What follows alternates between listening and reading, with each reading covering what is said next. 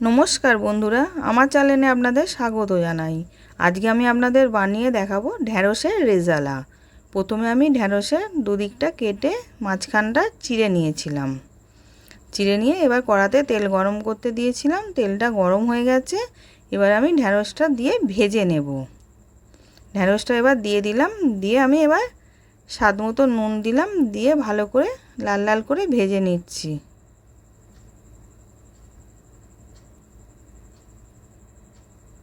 এবার এদিকে ঢ্যাঁড়সটা ভাজতে থাক। এবার আমি এদিকে একটা মশলা করে নেব।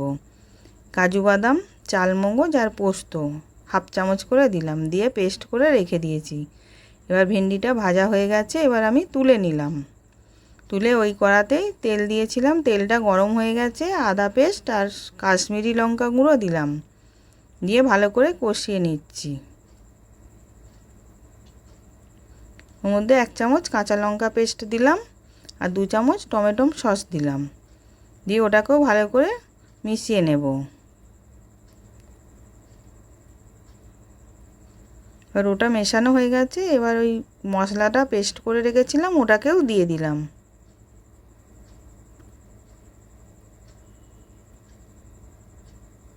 এবার ওটাও ভালো করে কষানো হয়ে গেছে। এবার 2 চামচ টক দই ফেটিয়ে রেখেছিলাম, এবার টক দইটাও দিয়ে দিলাম, দিয়ে ওটাকেও কষিয়ে নিচ্ছি তেল ছাড়া পর্যন্ত। এবার স্বাদ মতন একটুখানি নুন দিলাম।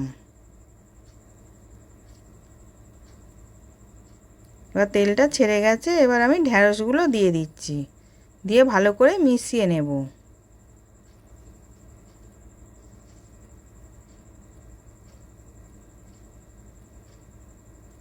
এবার ভালো করে মেশানো হয়ে গেছে, আমি অল্প একটুখানি জল দেব।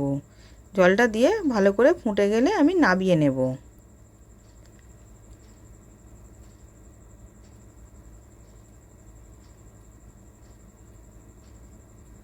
এবার ভালো করে ফুটে গেছে, নামাবার আগে আমি একটুখানি গরম মশলা গুঁড়ো দিলাম, দিয়ে ওটাকে মিশিয়ে নিলাম।